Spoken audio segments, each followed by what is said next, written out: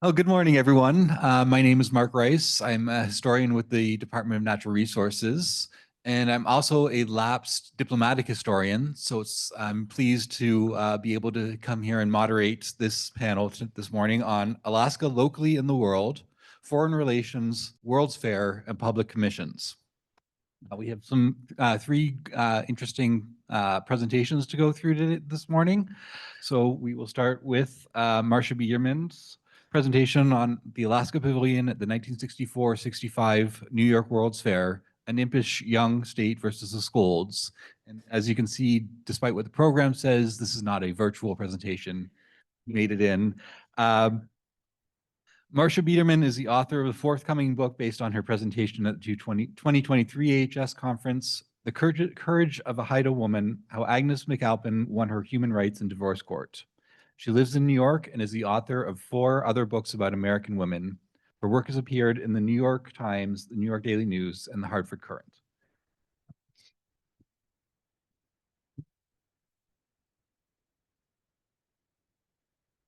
Thank you so much for having me here. Long before opening day at the 1964 to 65 World's Fair, New York began pestering Alaska. Wouldn't the infant state love to take part? It could have a prime bit of real estate right by the Unisphere, a huge, yeah. Yeah. So testing. Oh, I passed the test. All right. So again, and we need the slide to change also. Yes.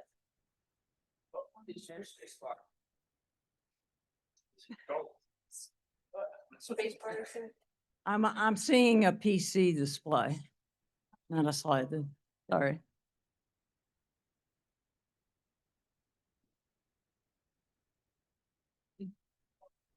Okay. Okay, so back to the World's Fair. Long before opening day in 1964 at the World's Fair in New York, New York was pestering Alaska. Wouldn't the infant state love to take part? It could have a prime bit of real estate right next to the Unisphere, a huge globe at the center of a full square mile of fairgrounds and a Queens Park called Flushing Meadow. Organizers promised a fair like no other. They projected a record-breaking 70 million visitors over the fair's 2 seasons, spring to fall of 2 years, 64 and 65. This was a golden opportunity for Alaska to present itself as a place for travel and investment, or so said aides to Robert Moses, the president of the nonprofit World's Fair Corporation. He wanted Alaska there. Robert Moses, the subject of Robert Caro's 1974 biography, The Power Broker, was never elected to public office.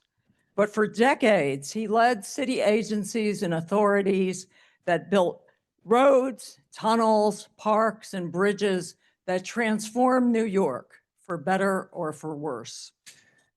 In early 1962, he impatiently asked his subordinates, "Where are we on Alaska?" But Alaska only had eyes for Seattle, which was set to host its own international expo 2 years before New York. The 1962 Seattle Fair would run only 1 season and costs would be lower than in the Big Apple. But even for that, Alaska Governor William A. Egan had a hard time persuading state lawmakers to provide funding. They did, however, and the Alaska exhibit at Seattle Century 21 Expo was a hit, drawing more than 1 million visitors and boosting Alaskan tourism. Hearing about this, New York renewed its push for Alaska. But Governor Egan at the time was up for re-election and he couldn't commit. When he won, a telegram came from New York, congratulating him on his win and urging him to hurry up and sign the lease. In March 1963, the Alaska State Legislature approved the governor's request for $350,000 to build and operate an exhibit in New York.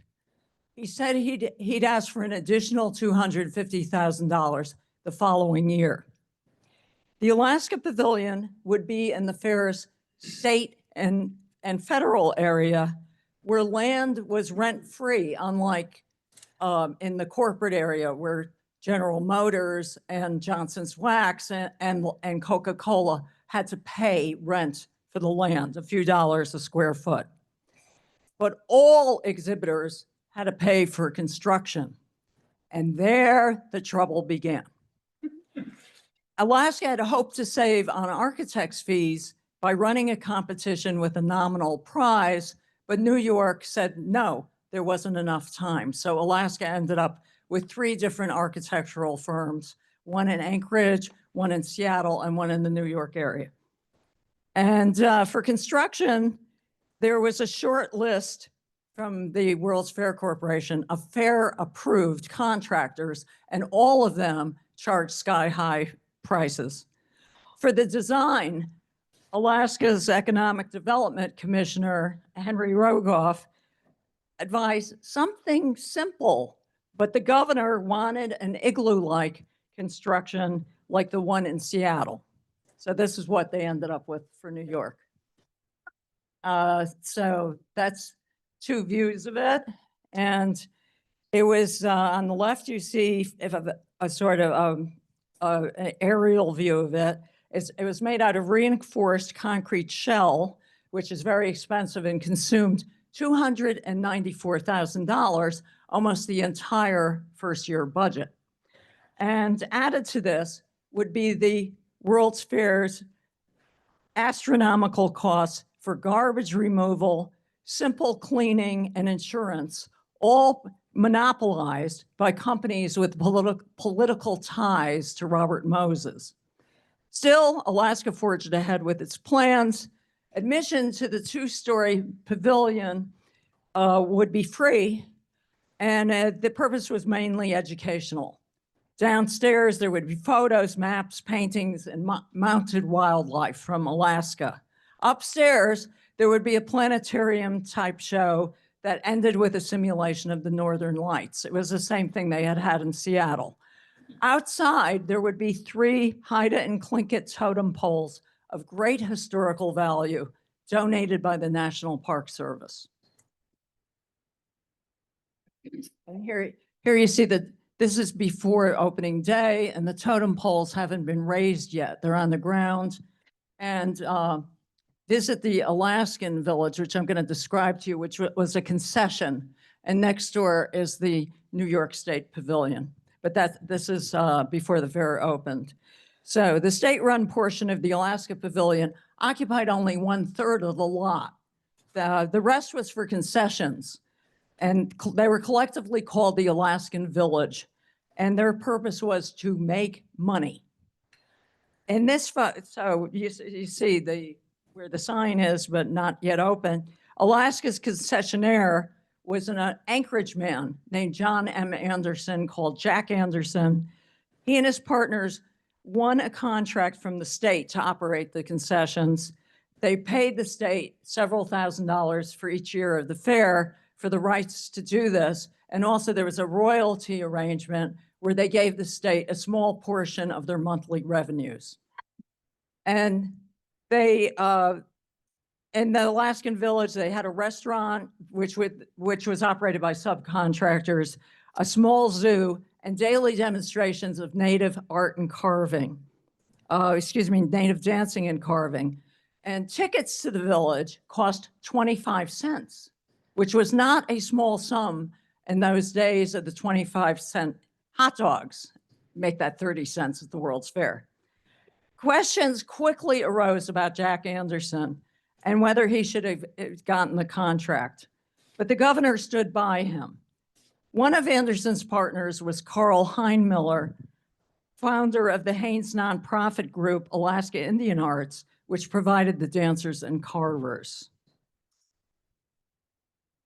Overseeing the entire pavilion is this gentleman on the right, Morris Ford. He was the director of Alaska State Tourism Department, which was part of the Economic Development Department. So you see Ford is on the right here is accepting a World's Fair medal from General William E. Potter. And it was Robert Moses's right-hand man, the executive vice president of the Fair Corporation. Now, this guy, General Potter, was a former chief of the Army Corps of Engineers in Alaska, so he knew the state well, and he had urged it to participate. But relationships between the Alaska team and the Fair team, or Moses's team, would not be all smiles, as we shall see. Then, on March 27, 1964, less than a month before opening day at the fair, Alaska suffered its record-breaking earthquake, causing widespread death and destruction. Yet the Alaska concessions opened right on time, and within 2 weeks, so did the state-run portion of the exhibit. There was great admiration for Alaska's resilience. And then I don't have much time left over, so puppies were born to a husky there, good publicity.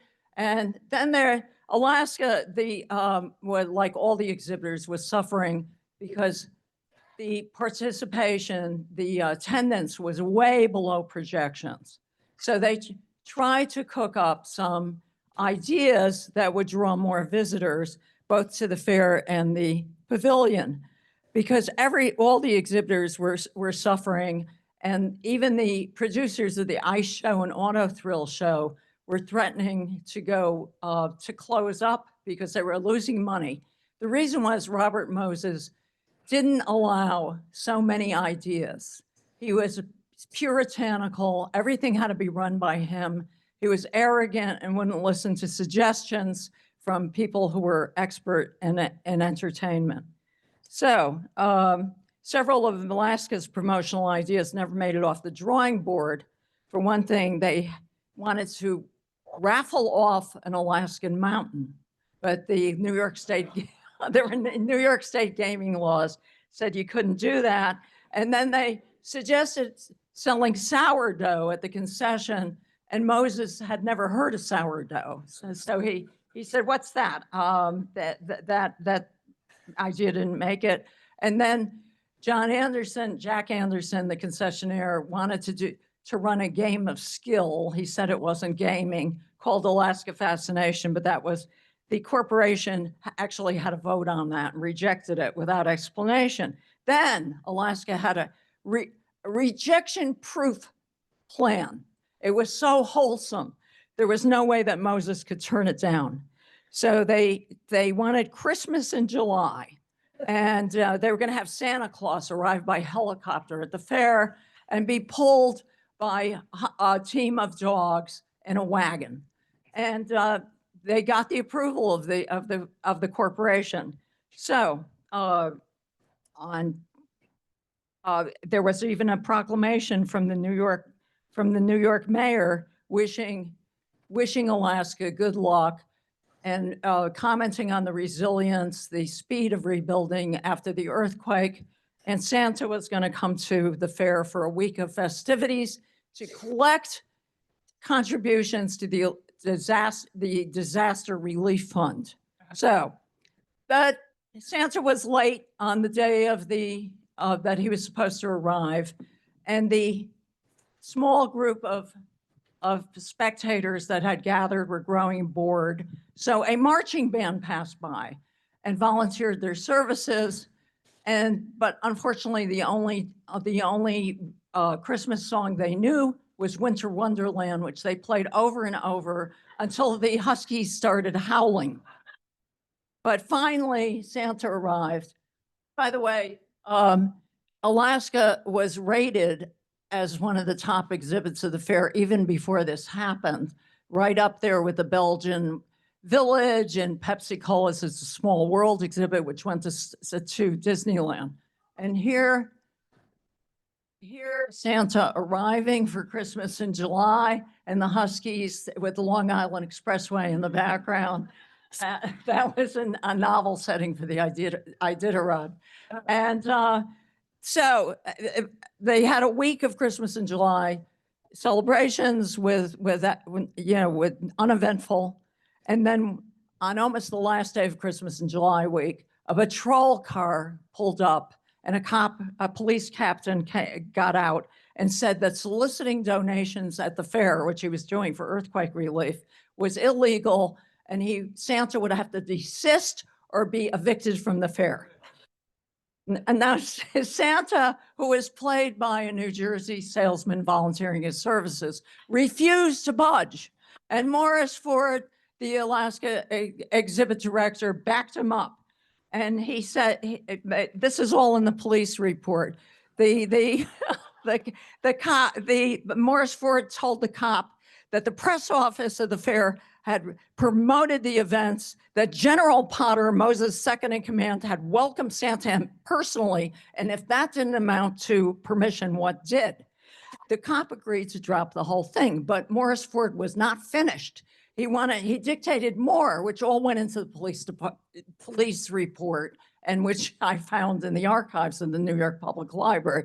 He also said that he was sick and tired of the way the fair was restricting his activities, that only recently a fire inspector had hassled him, and that, quote, he had a damn good mind to close the exhibit. And he added that he was thinking of going to the press, and he did.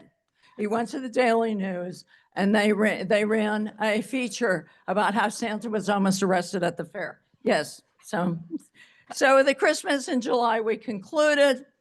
Governor Egan came on a soggy day to cap it off by getting a kiss from someone who worked at the Hawaii Pavilion. And then the next year, Governor Egan went to the legislature again. But by now, it was known across the nation that the 1964 had been a financial flop, and the fair had lost $17 million. So what did the Alaskan legislature do? Instead of $250,000, which Egan had asked for, they gave him $180,000. So the next year did not go well. They had right before the fair closed, there was a rush of people to attend, but Morris Ford said it was too late. Even though the pavilion had 31,000 visitors in a single day right before the closure, he said he was going to close down a month before the fair ended, but he didn't. The concessionaires helped him out, and he stayed open until the end. And part of the lease was you had to demolish your exhibit.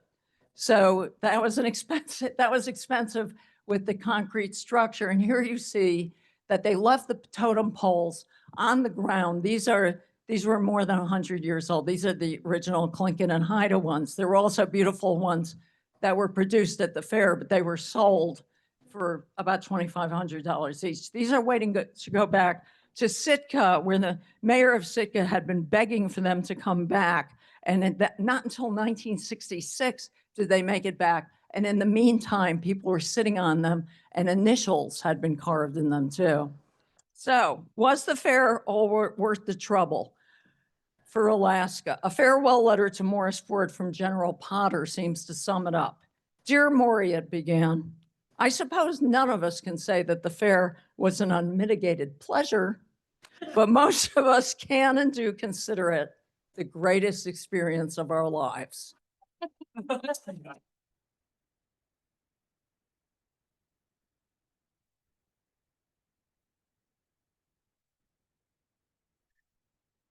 Thank you, Marcia. Next, we have Brandon Boylan.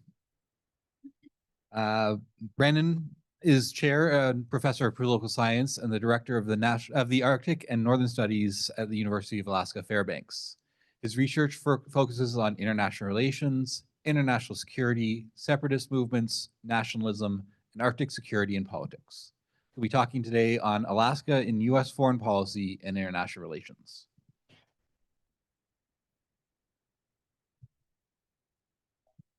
Great, thank you. Yes, I am a political scientist who has infiltrated a history conference, so please forgive me. Slight title change. The new title is Alaska International: Three Types of Alaska Foreign Relations. Same topic. This presentation, I hope, will become a book someday. So this is a very sort of early airing of book ideas. And yeah, I'm an IR guy. I do international relations. I think about how states and other political units engage in the world, engage with other political actors. I care a lot about Alaska, and as I look at the literature, there's much more on Alaska's internal dynamics, internal economics, and internal politics. Think about like the gold rush or the pipeline debates over the PFD, et cetera. And you know, this region is changing so quickly, right? Warming temperatures, climate change, sea ice melt, and it's created a sort of a special role for Alaska in this region. And I'm thinking about how Alaska features in US foreign policy and how it has its own foreign relations with Asian states, et cetera.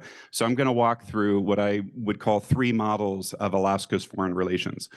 So one is, given our geography, Alaska has played a very special role, or a dynamic role, in US foreign policy. So Alaska has featured very heavily in US-Russian relations, US-Canadian relations. Alaska makes the US an Arctic state, so of course it plays a very important role in US Arctic policy, and also US Asian policy. Meanwhile, Alaska has, I would argue, its own foreign relations. You know, our governor sometimes flies abroad to try to open up new markets for our oil and LNG. We're looking for new markets to export our seafood. We're trying to curry international interest in investments in Alaska. So I would say that Alaska has its own foreign relations too. And the third category I call is Alaska Natives and their foreign relations. And we think about Alaska Native groups and their sovereignty and their relations with the federal government and with the state government, et cetera. But they're very active internationally too. They're very active representing themselves and their interests at international organizations. So I'll walk through these three. So Alaska's position in US foreign policy. This is, I hope, going to be a chapter of the book. It builds on some recent work I've done up in the upper right-hand corner, Alaska and US-Russian relations since the Alaska Purchase up to the Russo-Ukrainian War. But Alaska plays a very important geostrategic role in US foreign policy, perhaps like Hawaii does and a few other states. We have immediate neighbors here of Russia and Canada. Again, Alaska makes the US an Arctic state, and Alaska has featured in US Asian policy. So in terms of Russia, Alaska has been significant in US-Russian relations, like the Lend-Lease program during World War II, bomber and missile defense in the early Cold War, the thawing of relations. Alaska was an interesting site, the thawing of relations after the Cold War. There was even post 9/11 counterterrorism cooperation between US and Russia. The air forces of the two countries cooperated over the Bering Sea. Deterrence in the north after the onset of the Russo-Ukrainian war. And then most recently, right, President Trump and President Putin met in Anchorage to talk about the Russo-Ukrainian war. So Alaska has played a really interesting role in US-Russian relations. The same can be said for US-Canadian relations as well, right? US and Canada cooperate in NORAD, the North American Aerospace Defense Command. Again, Alaska makes the US an Arctic state, so it gives the US a seat at the table in Arctic affairs. We are a permanent member of the Arctic Council. And one example, there are many, but one example of Alaska's role in US-China relations is Anchorage hosted a summit between high-level delegates from the US and China in 2021. This was during President Biden's administration. Okay, moving on to the second category, Alaska's foreign relations. There's a very rich literature on the term paradiplomacy. Paradiplomacy describes the foreign relations of sub-state political units. So think about like US states, provinces, cities, various regions, and how they're active internationally, how they have their own foreign relations. I just give some examples here of the literature, a couple of books on paradiplomacy and the ways in which these political units are active in the world. There's a new book from Routledge that kind of is doing for California and Texas what I want to do for Alaska, the international relations of California and Texas with Mexico in the world. So it's moving beyond the sort of classic sense that only states have foreign affairs, right? I mean, the US, our Constitution says the US is in charge of foreign relations, and that's true, but in reality, US states also are active in the world and have their own international relations.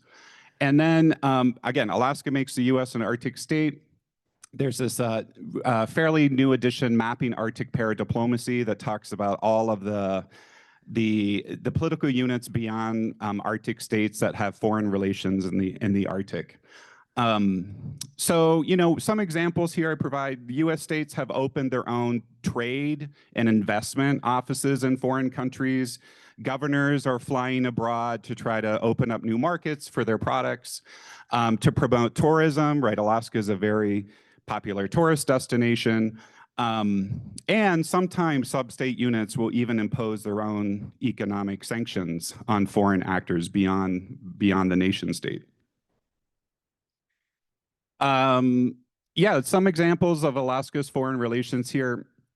The image on the right is looking at Alaskan markets. So we have exported $1.5 billion in goods to China in 2024.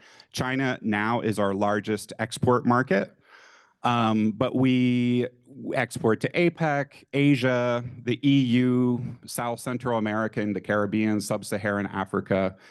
And the numbers are there. We have, this is in the Alaska State Department. We have an international trade assistance grant. That grant is meant to help businesses find new markets abroad and export their products abroad. So while the US federal government is, you know, has authority over international trade, many US states play a very important role in promoting their own goods and trying to attract investment from abroad. Yeah, so one interesting thing that Alaska did, and maybe you would know this, is after Russia invaded Ukraine, of course, the US, as a sovereign state, levied several sanctions against the country.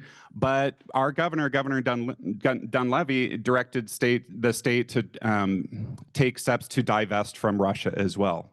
So we as a state took action to punish Russia for its actions in Ukraine too.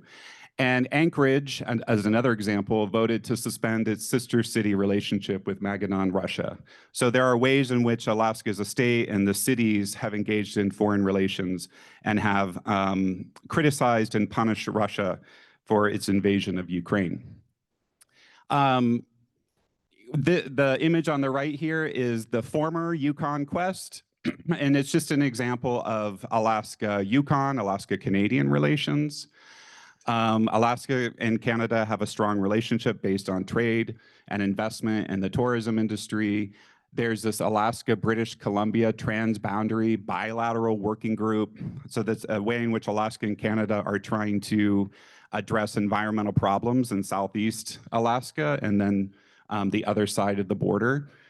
So yeah, just some other examples of how Alaska and Canada have their own relations. Alaska had a trade office in Beijing from 2002 to 2017. And again, that was there to try to promote Alaskan interests in China, open up new markets, courting Asian markets. We now have an Alaska International Business Center in Hong Kong that opened up last year. So, and there's a picture of that. Governor Dunleavy flew to Taiwan. This was just earlier this year to try to sell LNG there, to the consternation of the Chinese. They were not very happy. Great, thanks. And here's a picture of the Alaska International Business Center opening up their office in Hong Kong. Okay, then moving on to the third category. This is a map from UAF, the Alaska Native Language Center, that shows the various Alaska groups in this region. Some Native groups are solely in Alaska, some are transnational, they span transnational boundaries. And many of these groups have their own international relations, have their own foreign affairs, like to the United Nations or to the Arctic Council.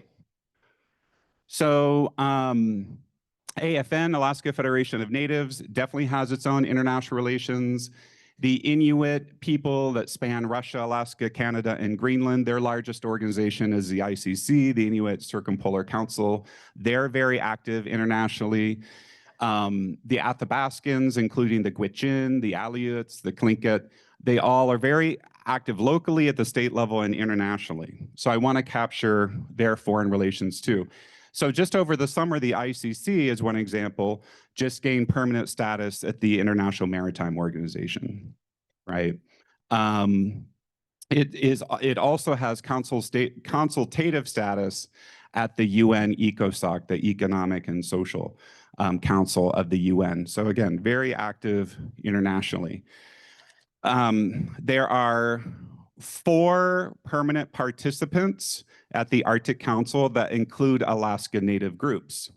So the Aleut International Association, which represents the interests of the Aleuts in the Aleutian Islands, in Alaska and Canada, Alaska and Russia, the Arctic Athabascan Council, the Gwich'in Council International, and the Inuit Circumpolar Council. These are organizations that include Alaska Native groups. And through these organizations, they have permanent participant status at the Arctic Council. This is just one example of one of the permanent participants of the Gwich'in Council International, which is co-chaired by Edward Alexander, who's here locally in Fairbanks. And one of their projects is Wildland Fire. And this is a transnational and international program. And there's really work on this project being done globally. So another example of, Alaska Natives and their international relations working on very important projects. And just to conclude, I would say that Alaska is actively involved in the world, from holding a very special place in US foreign policy towards states and regions. Again, a very important role in US-Russian relations, US-Canadian relations, US-Asian relations, and US Arctic policy. But then it has its own foreign affairs that are not necessarily contradictory or antagonistic with US foreign policy. But there are ways in which Alaska is very active internationally to promote our economic and cultural interests and to try to curry investment into the state. And then Alaska is home to many indigenous communities that have their own foreign affairs, which is fairly unique to our state compared to some other states. And I would say that this early research is speaking to how sub-state units contribute to states' foreign policy, paradiplomacy, the literature on paradiplomacy, and also indigenous diplomacy. So thank you so much for your time and attention.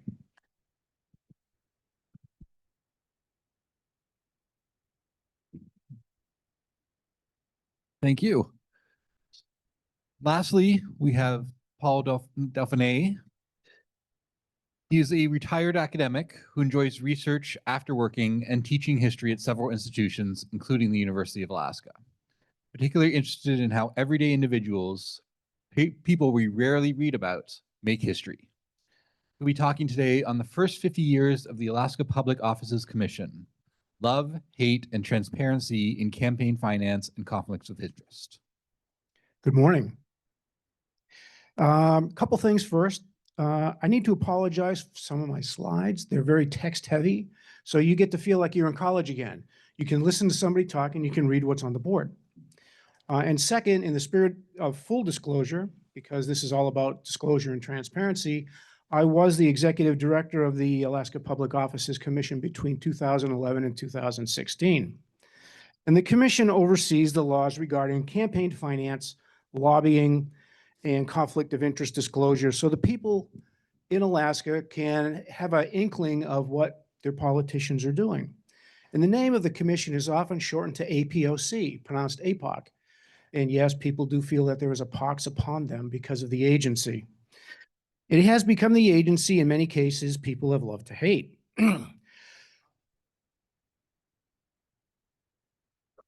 Slide down.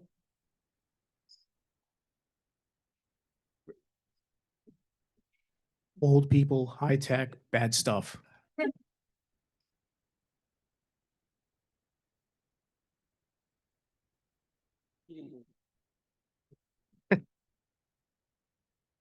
Okay, here's the first of the text-heavy slides. In 1973, following the Watergate scandal, two petitions were at play to get on the Alaska ballot. One was limiting campaign finance and including disclosure, and the other was a conflict of interest disclosure bill. Both were supported by the press. In the same year, Governor William Egan drafted two bills, possibly trying to short-circuit the initiative process, as we see here on the slide. And by the end of the legislative session, a campaign finance bill had been passed and a new agency created to oversee the law. But, oops, they forgot to fund it. Funding had to come during a special session heavily involved with oil. The initiative regarding disclosure of financial condition, or the conflict of interest bill, did get on the ballot, and it passed by a 3-to-1 margin. Disclosure was clearly desired by the voters of the state. Created as a result of Citizens Initiative in 1974, APOC has been buffeted by cries of bias, attempts to abolish it, successful campaigns to severely defund it, and allegations that it has kept good candidates from running for office for the past 50 years. Its funding is controlled by those it must regulate, and the better it does its job, the more it irritates the funding authority. As Alaska journalist Dermot Cole aptly put it, quote, "The Alaska Public Offices Commission has had more near-death experiences than Wile E. Coyote," end quote. I'm glad somebody else sees the humor in this besides me. Originally, a violation would have been classified as a misdemeanor with a maximum penalty of $5,000 and a year in jail for filing false information. That was quickly reduced to a maximum of $1,000 fine and removal from office.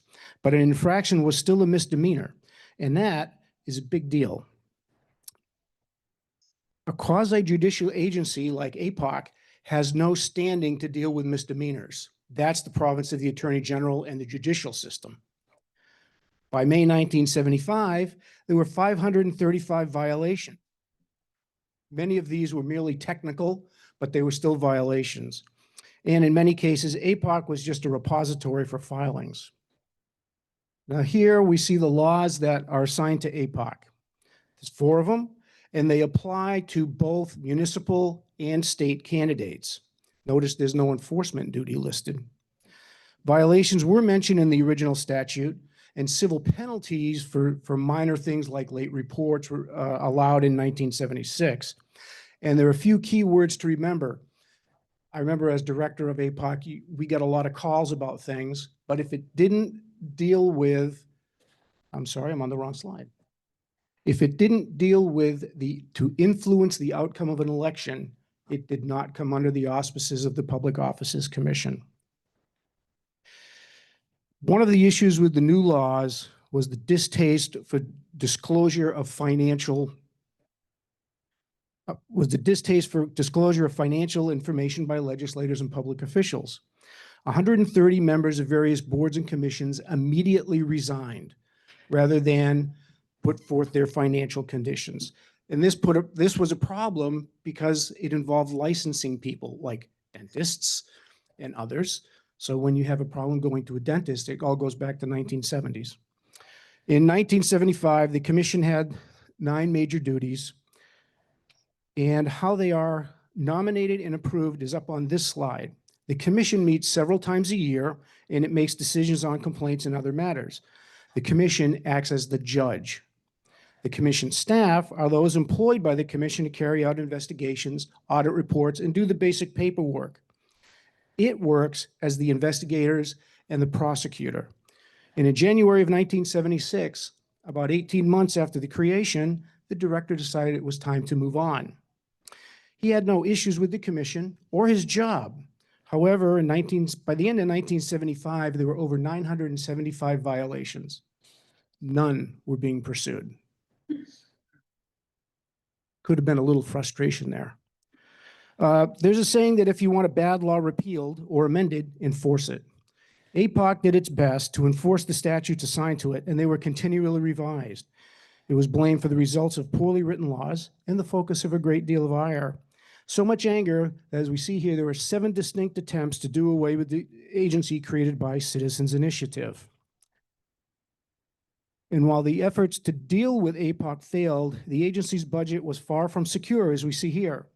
And for the sake of fitting this into the next 15 minutes, I'm only going to look at 4 issues: 1985, 92, 2003 and 4, and 2015, and they're noted in red. And we can see this is quite a jagged line.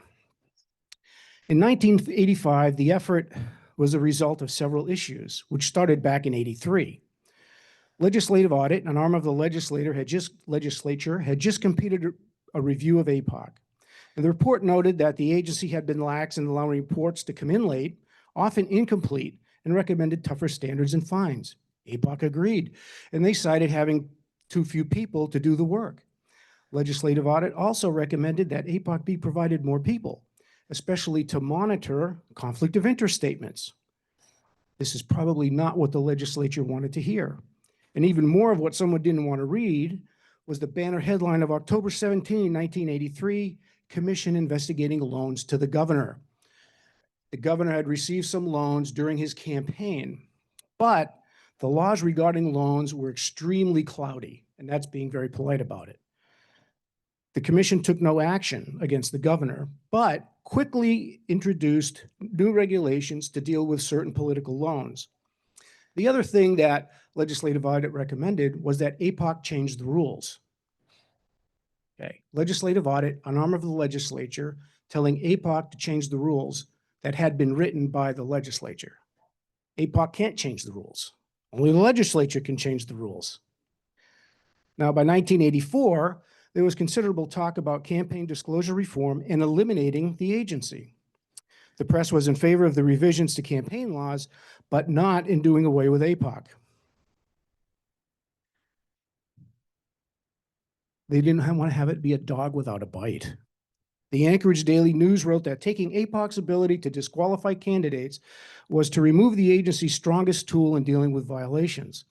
Quote, none of the nuisances experienced by the candidates in complying with the law can overcome the advantages to the public knowing at least some of the facts of political life, end quote. And the Homer News carried a similar editorial. Quote, what is particularly disillusioning about this current move to either cripple or eliminate the APOC is that practically the entire legislature is up for election or re-election this coming fall, as is the governor, end quote. What eventually happened was there was a revision of campaign laws that enabled the body that the individual was in to decide if that person had violated the law and should be expelled from office. In early 1984, mid-1984, it was discovered that VECO, Bill Allen's oil services company, had found a way to funnel money into campaign coffers. VECO created a payroll deduction plan for its employees. The deductions were $100. That's a key number because $100 is the legal limit for a contribution to an individual to not be individually identified. The donations enabled VECO to circumvent the $1,000 corporate contribution limit. Now, while VECO employees defended their contributions, saying they weren't forced to do so, APOC investigated. And after its due diligence, the commission voted unanimously that the VECO contributions were illegal. The commission staff recommended a fine of $13,000. The commission imposed an initial fine of over $75,000. They quickly reduced it to $28,000. VECO appealed, Superior Court upheld the fine. And the finding also urged the investigation of some Senate candidates. The commission also ordered the senators who had received VECO contributions to return them. because the press, which is where all this information came from, they named names and amounts. APOC had done its job, and it had no legislative friends. And it made its own survival even more difficult when it referred Senator Paul Fisher to the Attorney General for criminal prosecution and failure to pay $51,000 in fines. The senator had run afoul of APOC in the past. And as it appeared, no real legislation regarding campaign reform would be coming from Juneau. APOC proposed 21 new regulations to tighten loopholes. And it's now September '85. Price of politics is an issue. And Larry Mackison, a reporter for the Anchorage Daily News, wrote a book, Open Secrets, The Price of Politics in Alaska. He had a week of substantial articles in the ADN regarding this. It took him a year to take all the reports from the 1984 election, compile them, sort them, collate them, and do some analysis. All this came from a row of file cabinets in the back of APOC's offices.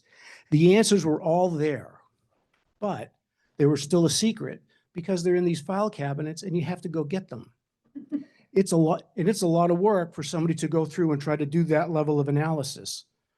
Now, Mackison's findings, some of them were pretty counterintuitive. As we see here, oil, everybody thinks oil is the biggest contributor to campaign contributions. It's the construction industry. So he did a lot of work, and it was interesting work. Friday, the final article for the week, Mackison finally got to the commission. Too many reports, too few staff members, too many people subject to the law for the staff to do an effective job. 7 people in Anchorage had to review the campaigns of 543 state and municipal candidates and roughly 3,000 reports. It's too much. And there was 1 person to oversee the activities of 300 lobbyists in Juneau. The entire VICO matter might never have come to light had not a memo been passed along to a newspaper. The commission staff had the information, but until they found out about this very questionable donation program, they really couldn't investigate. So in early 1986, the Senate State Affairs Committee, chaired by Mitch Abood, you might remember his name from the previous slide, passed Senate Bill 401 out of committee. It would negate all the new regulations. And after the scandals of '84 and the most expensive state election in history, what better time to do all this and undo everything that the commission did? The reasoning was they're confusing, even though the regulations went through 4 drafts and were okayed by the Attorney General. Abood's committee also passed Senate Bill 356. It had numerous areas that would undermine APOC's ability to do any real work. Infractions would be turned over to the Attorney General, and they couldn't take on the workload because they're dealing with the oil industry. And the standards of proof were heightened.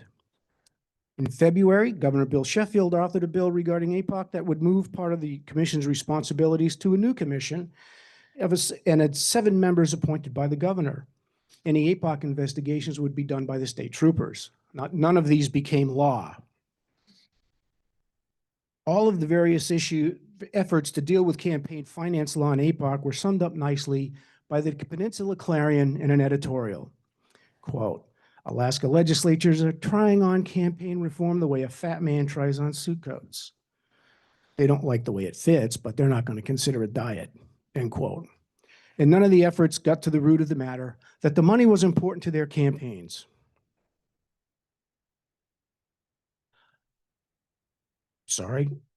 Now, going back to VICO for just a moment, there were no proof that any of those accepting VICO contributions knew the money was illegal, but they were all tainted for some time, and the only entity to blame was APOC.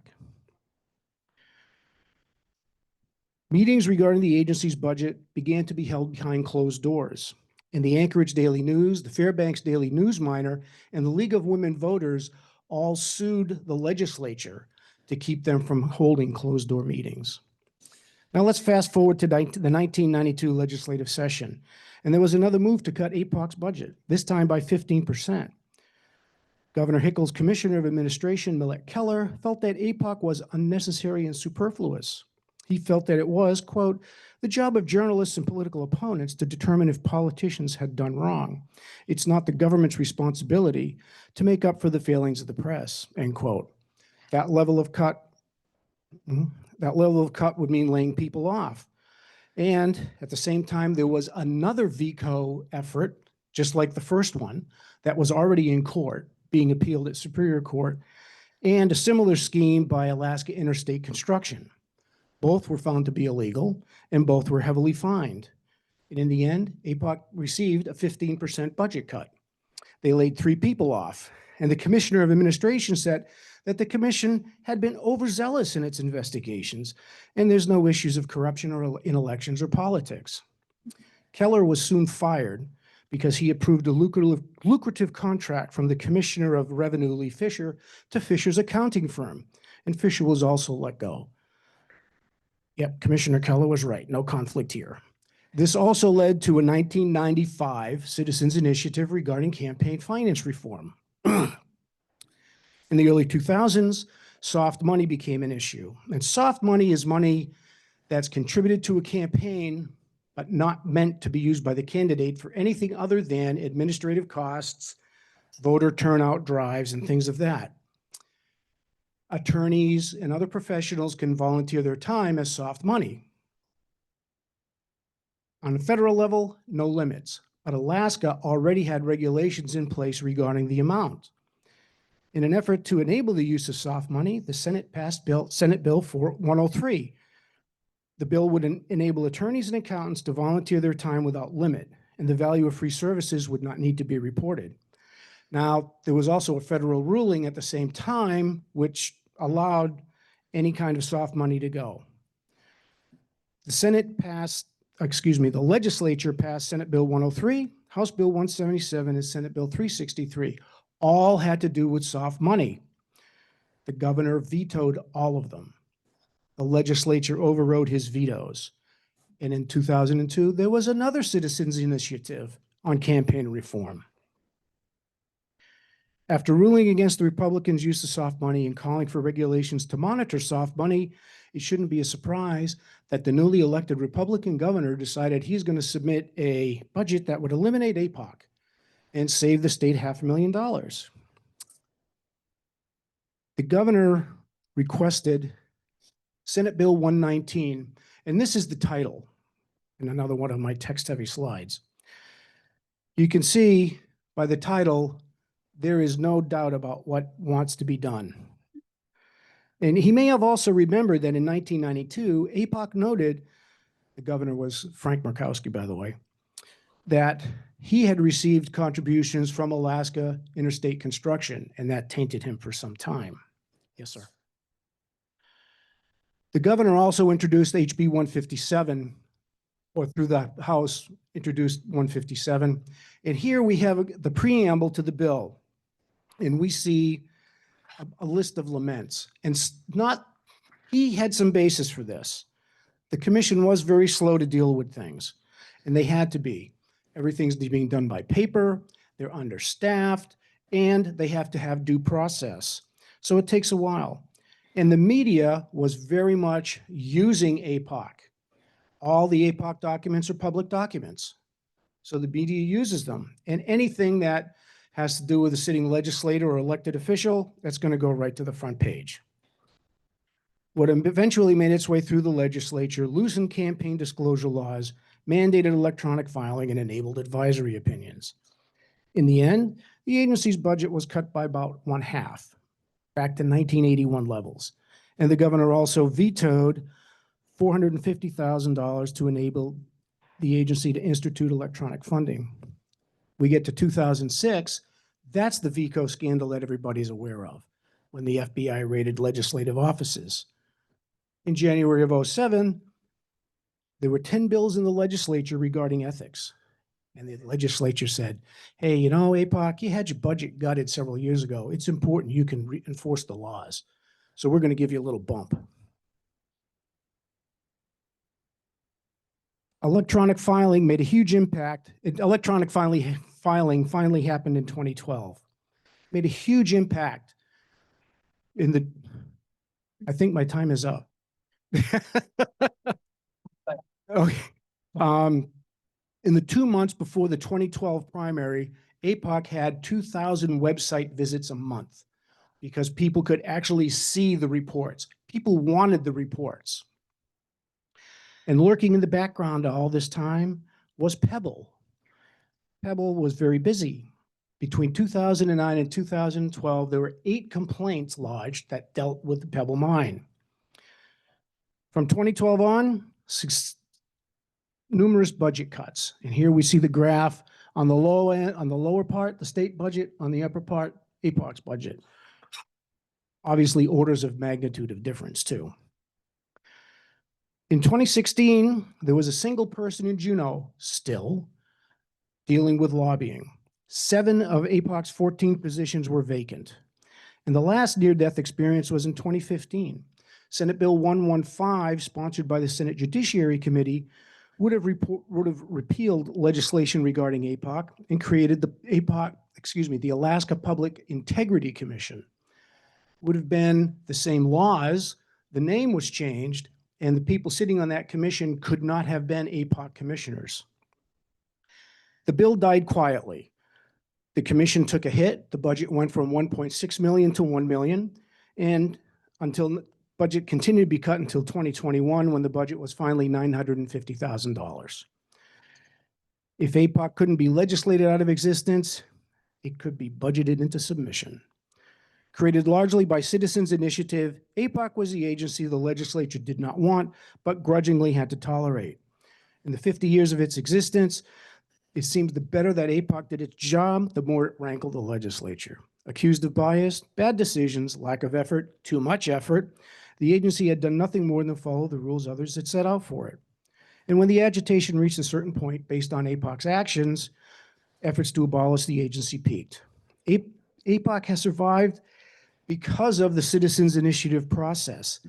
There were 12 Citizens Initiative petitions between 1974 and 2017, and there is another one in process now that all about campaign reform that wants to get on the next ballot.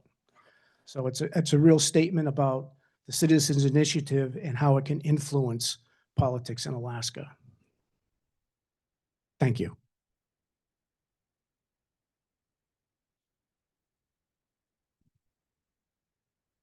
Thank you. 3 great presentations from our panelists, and we have a bit of time now for any questions that you may have for them.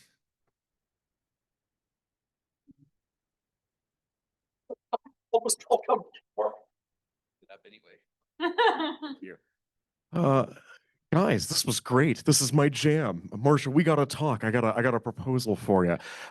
Paul, why are you following me into my suit shopping? How do you know that I try on so many jackets? I'm insulted. My question, though, my comments aside here, is for Dr. Boylan. Brandon, I'm really excited about this topic. This is my jam. We also got to talk.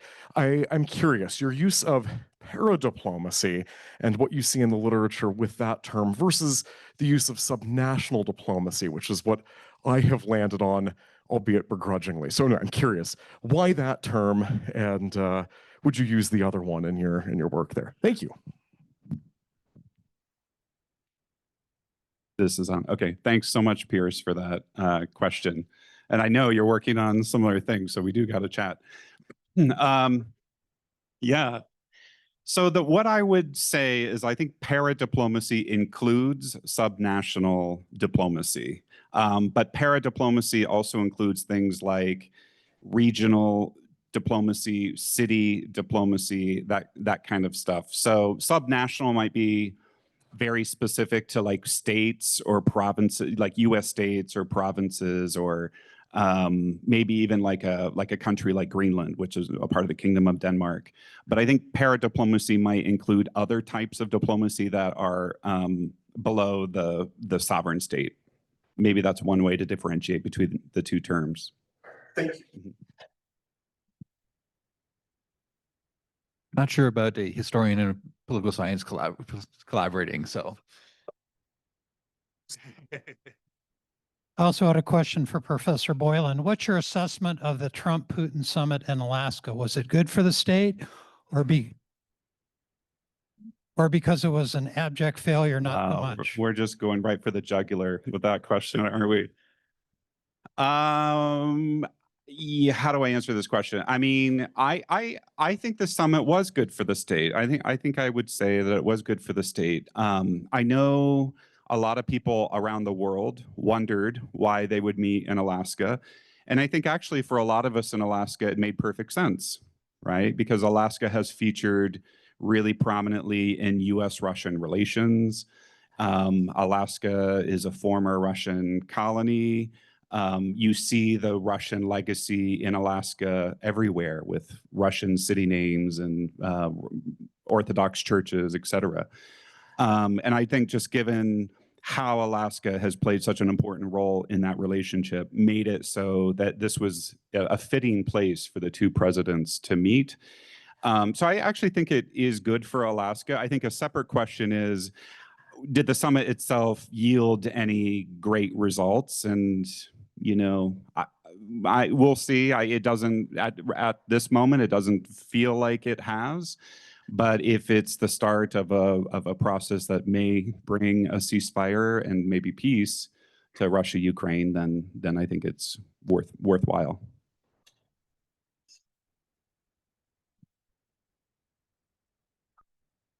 This is for Paul. So over the last 50 years, newspapers have done a lot of heavy lifting for APOC. And with the state of journalism as it is, who's going to be doing that in the future? I'm a retired journalist. I think the people of Alaska are going to have to carry that because you can see how much by 2,000 website visits a month right before the primary, you can see that the people of Alaska really want to know what's going on. And they're going to have to bring some pressure. The media has so many other things to deal with now. There's just so much going on in the world.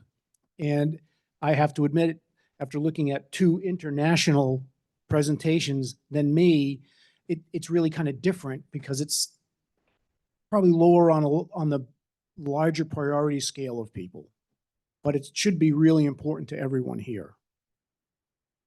I hope that answers your question.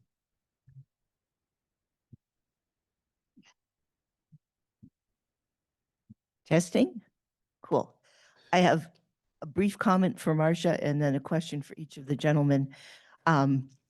So Marcia, I'm pretty sure I was at that fair as a wee lassie, and I remember almost nothing about it. Brandon, another group I was wondering about is the role of immigrants in Alaska that come from other countries, because I know there's a lot of Pacific Rim communities here. So I'll sit down for a moment, but I'll hold on to this to ask Paul a question. Yeah, so thank you for that question. The first thing that comes to my mind is actually Alaska has received quite a few Ukrainian refugees, so much so that the state of Alaska reopened, which had been closed for a long time, reopened like some kind of employment office geared towards helping immigrants integrate into the Alaskan economy and Alaska society. So that's one thing. I think immigration would play a role in my framework, my analysis, to the extent that, like, if US institutions or Alaskan institutions or maybe Alaska Native organizations play a role in facilitating that kind of movement, that facilitating immigration here, then I think that would be a part of it. Thank you.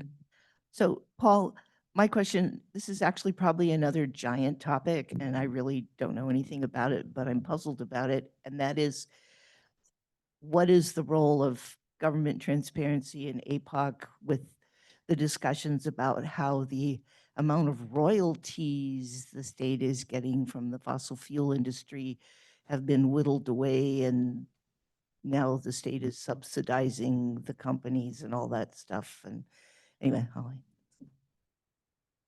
I could wax philosophic, but I think what I will do is refer to deal actions to affect the outcome of an election. That's what the Public Offices Commission is all about. So if there is, when it's just the legislature dealing with it, APOC has no say, and it shouldn't. However, if that becomes a ballot initiative or a referendum question, then APOC gets involved, because whatever people do, however they spend money, make appearances, public officials making speeches, that becomes an effort to influence the outcome of an election. So only in that context would APOC become involved.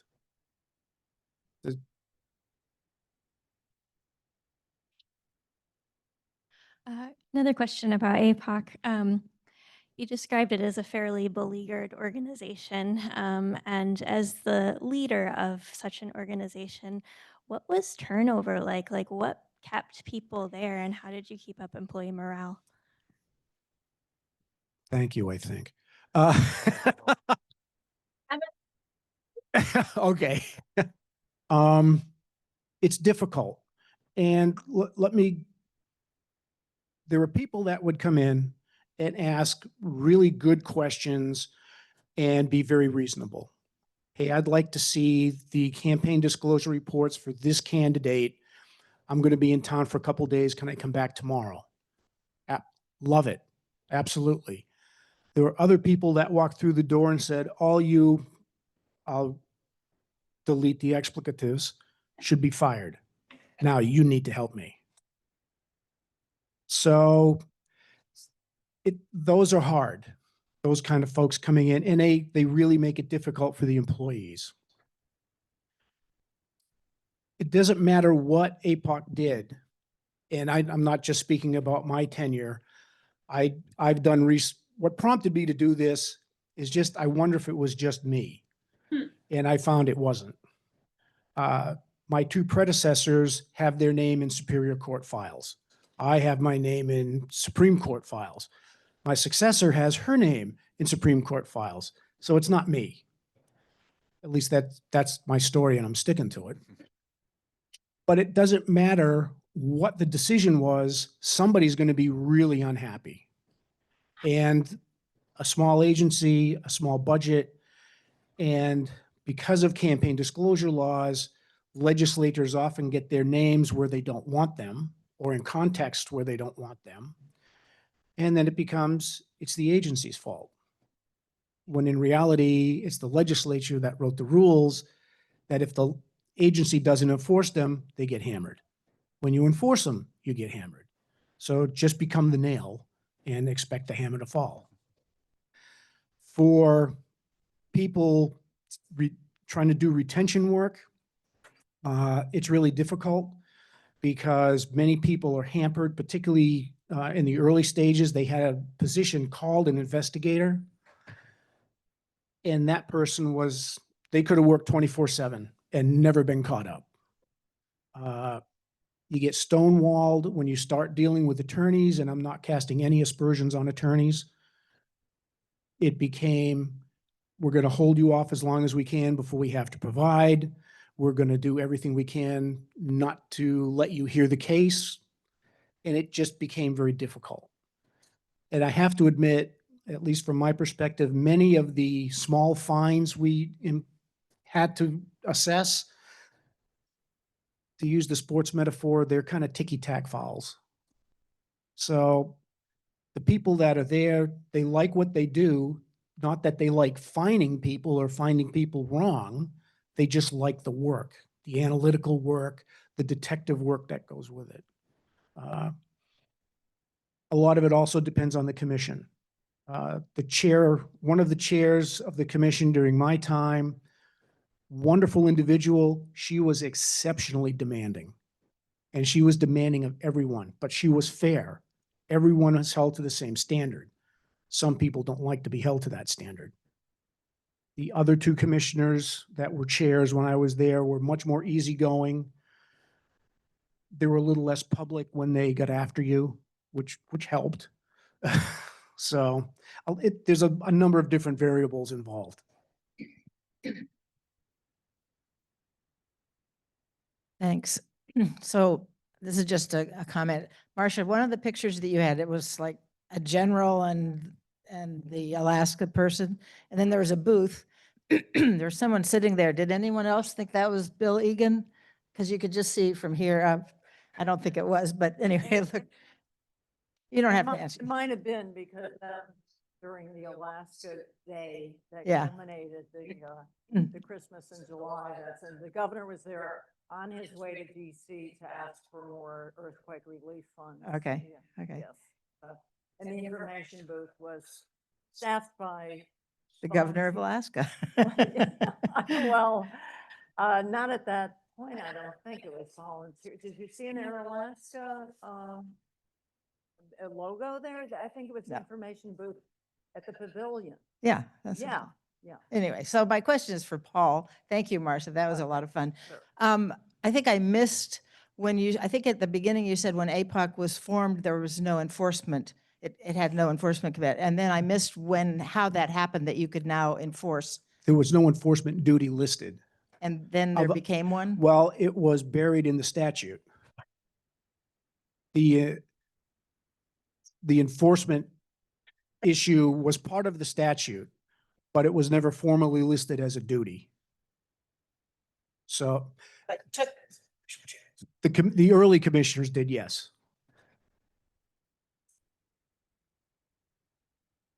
I had a question for my fellow Brandon. So with our proximity to Russia and somewhat to China, we see over the years, some flexing from their military. We get flybys, buzzbys on our airspace. Clipper ships have come into our territorial waters. Have you ever seen responses on the state level, or has it all been federal level responses? Yeah, I think everything that I'm seeing is federal level responses. So, so the Russian Navy and the Chinese Navy have cooperated in the Bering Sea. They've been seen in formation together in these military exercises.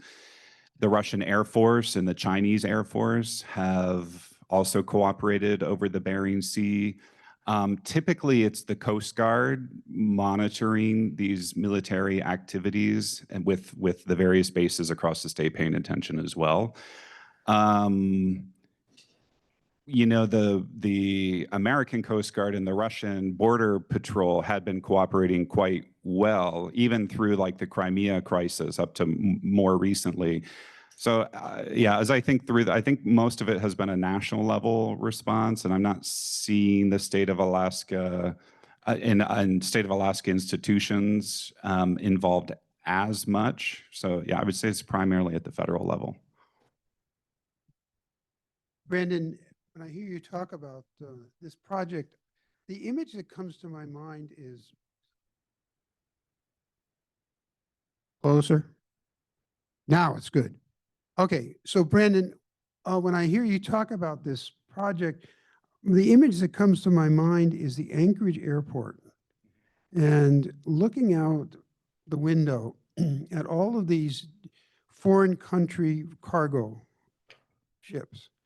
And it seems to me that environment, geographical place in the world, and natural resources have really shaped Alaska's relationship both within the United States and externally, which is your interest. I think that's a big part of it. I think the Anchorage Airport is a very busy airport, right? It's really at the intersection of a lot of transportation routes, and Anchorage as a big city has become the location for these high-level summits, like the one with China, in 2021, the one recently with Russia, just a few weeks ago, and I think that's I think this feeds into at least the first two categories I lay out, like how Alaska has been very important for U.S. foreign policy, U.S. trade policy, U.S. military relations, but also the way in which Alaska is kind of asserting itself as a global player. And I think you see Anchorage, the Anchorage airport, air shipping as part of both of those, categories. Naval corporations have also created that position. Yeah, that's true too. Yeah. Okay, so my question, I'll try to keep this brief because I know that we're over time here, but my question's for Marcia. So my background is in art history and anthropology, and I'm just wondering, I'm familiar with the history of World's Fairs and global exhibitions and their role in the exploitation of colonized peoples and their culture. I'm just wondering on that note, if there's like any documentation of any statements, I guess, on the perspective of the indigenous people that were involved in the Arctic Village. Yeah, they were never named in the media coverage in New York or the press releases that the press office put out. They would, if somebody arrived by air, they were in a photo that the press office of the fair sent out. They would identify everyone, the flight attendant, every single the children in the photo. But when they were the dancers or carvers at the Alaska Pavilion, and those weren't the only indigenous people at the fair. Many of the pavilions had the same sort of thing. They weren't identified at all. And when I saw the 10-minute sign going up, I glossed over this, but I do want to say that the artists and the dancers and carvers, who were often the same people who could both dance and carve, were included Wesley J. Willard, Tommy Jimmy Sr., Peter C. Johnson Sr., and Leo Jordan. And all of them have since won critical acclaim. And also the concessionaire was trying to sell the totem poles that they carved at the fair. I've seen the letter. He had found 2 Alaskan buyers for one pole was going for $3,000 and the other one for $2,500. I don't know where the money would have ended up. And he was trying to back out of that deal and find a better one with a New York buyer. He was approaching a fair official and saying, I heard you're interested. If you are, I'll just cancel the other deals and then I won't have to pay for shipping. But I don't know, the New York potential buyer didn't seem interested, and I don't know how that ended up. But I just met here at the conference. This is the beautiful thing about conferences. I met Brandon Wilkes. He's here from it's from the Haynes Museum, the Sheldon Museum in Haynes. And he has, I was using the wrong email address to try to get in touch with him. And to find out more about whether those indigenous people have been interviewed about their experiences at the fair. So he has other documentation of that, but it's a great question. Also, I would like to say, in the second year of the fair, those are the Chilkat dancers, the Haynes group, who were also carvers. And the second year, it was a Fairbanks group called the Eskimo Dancers, including someone named Oliver Anawa, who has performed for kings and presidents. Obviously, all these people have passed on by now, or probably have. But did I answer your question? Or about, I don't know. I didn't find any documentation.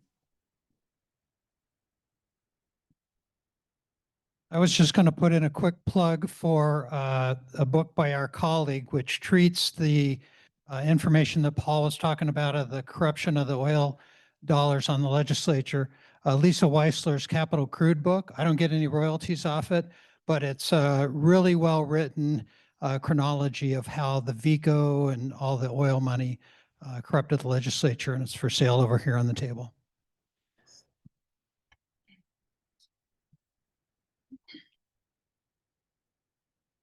Can you talk a little bit, Marcia, about the potential impact that the kind of failed success of the expo had on maybe that funding allocation or the participation in the Alaska 67 Expo and the centennial celebrations in Alaska.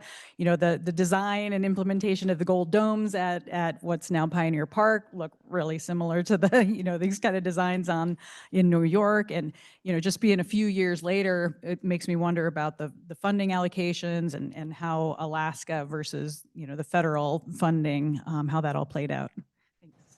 Yeah, the only thing I know about that centennial, the Centennial Celebration Committee had already formed, and they were the ones who wanted to raffle off a mountain to raise money for the centennial. But they wrote a letter to the corporation, which shot them down and said that it ran afoul of New York State gaming laws, which it probably did at the time. Otherwise, my knowledge of the funding for that is very limited, and I don't know if the legislature ultimately regretted not giving enough funding or thought they never should have given funding in the first place. I would love to know that. Only about 26 states participated in the 64 to 65 World's Fair, and that included the 6 New England states who pooled together and paid for only one pavilion.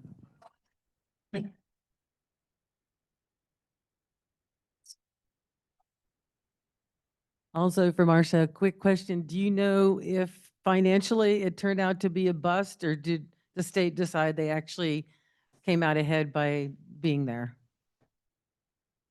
It would be through the effect on tourism.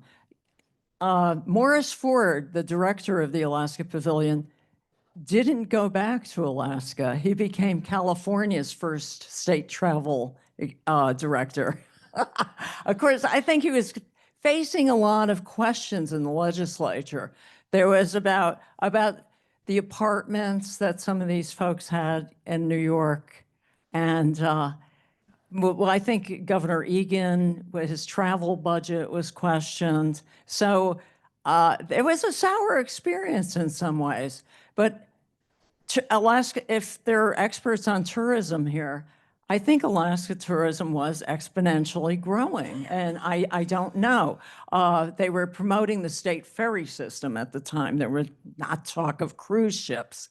I don't know the history of tourism here, but the legislature, by being so cheap the second year, really put the pavilion in a very awkward position. Everything was broken and dusty in the state-run portion.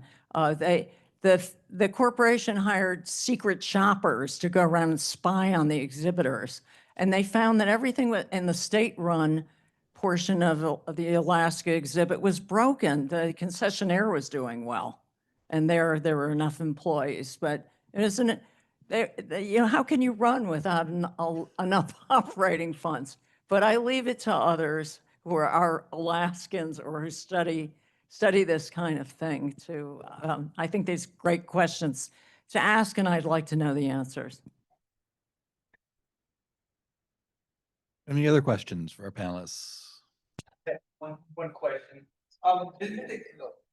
Question, Brandon. If you were to sell dead spruce trees to the Chinese for whatever, do you have to go through the State Department to make that happen? Yeah, so trade is officially managed by the federal government, the Office of the Trade Representative, but each of the 50 states plays sort of a partnership role with the federal government in promoting their own exports and trying to attract investments. So it's sort of a partnership between the federal government and the individual state governments. All right, well, I don't want to keep everyone from lunch that's coming up. Just remember that there is another lunch presentation at 12, I'm not sure it says the time, but you know, well, you do have lunch on your own. 12:15? Yeah. Okay, so 12:15, 12:20 or so. Doug Vandergraft will be talking about the historic bars of Fairbanks, if you're interested. Yes, another round of applause for our panelists.